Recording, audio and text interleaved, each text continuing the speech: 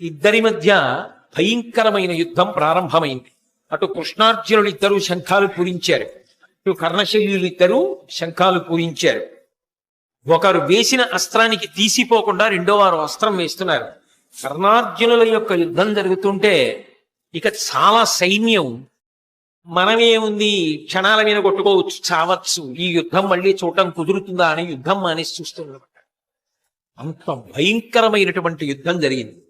ఇక అర్జునుణ్ణి నిర్జించాలనేటటువంటి బలమైన సంకల్పంతో తాను ఖాండవవన దహనం చేసినప్పుడు తన దగ్గరికి వచ్చి నాగాస్త్రంగా మారినటువంటి అశ్వసేనుడు అనబడేటటువంటి సర్పానికి సంబంధించినటువంటి బాణము కర్ణుడు వరలో పెట్టి ప్రత్యేకంగా చందనముతోటి పుష్పాలతోటి పూజ చేసి ఎప్పుడూ భద్రంగా ఉంచుతాడు.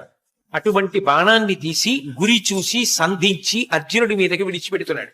అది నిజానికి అర్జునుడి యొక్క కంఠాన్ని ఉత్తరించేయాలి, కానీ సారథ్యం చేస్తున్నవాడు ఎవరు? కృష్ణ పరమాత్మ.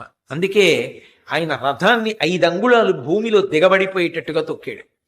ఆ బాణం కంఠానికి గురిపెట్టింది. 5 అంగుళాల రథం కిందకెళ్లడంలో, అర్జునుడు కూడా కిందకెళ్లడంలో కిరీటాన్ని కొట్టి వెళ్ళిపోయింది.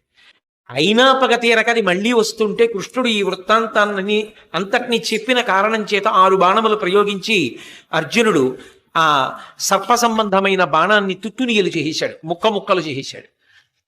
కర్ణుడు ఎంతో కష్టపడి యుద్ధం చేస్తున్నాడు. భార్గవాస్త్రం జ్ఞాపకానికి వస్తుందేమో అర్జునుడి మీద ప్రయోగిద్దామని ఎంతో ప్రయత్నం చేశాడు. పరశురాముడి శాపం ఉంది కదా, భార్గవాస్త్రం స్ఫురణకి రాలేదు. అవతల అర్జునుడు బాణములు కుప్పించేస్తున్నాడు. అదే సమయంలో ఆ కర్ణుడి యొక్క రథచక్రం భూమిలో దిగబడిపోవడం మొదలుపెట్టి అవతల సరిగ్గా నిలబడడానికి లేదు. భార్గవాస్త్రమా జ్ఞాపకానికి రావట్లేదు.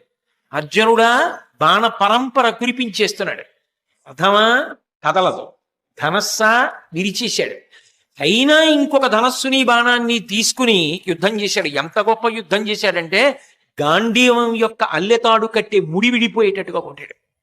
మళ్ళీ ముడిని సరి చేసుకుని అర్జునుడు యుద్ధం చేశాడు. కిందకి దిగి ఆ రథం యొక్క తాడి కింద తన భుజం పెట్టి ఆ రథాన్ని పైకెత్తడం కోసమని ప్రయత్నించాడు. అయినా ఆ రథం పైకి రాలేదు. కానీ ఆశ్చర్యం ఏమిటంటే ఈ భూమి అంతా కులపర్వతాలతోటి సముద్రాలతోటి 6 అంగుళాల పైకి లేచి, అంటే కర్ణుడి యొక్క భుజశక్తి ఎటువంటిది.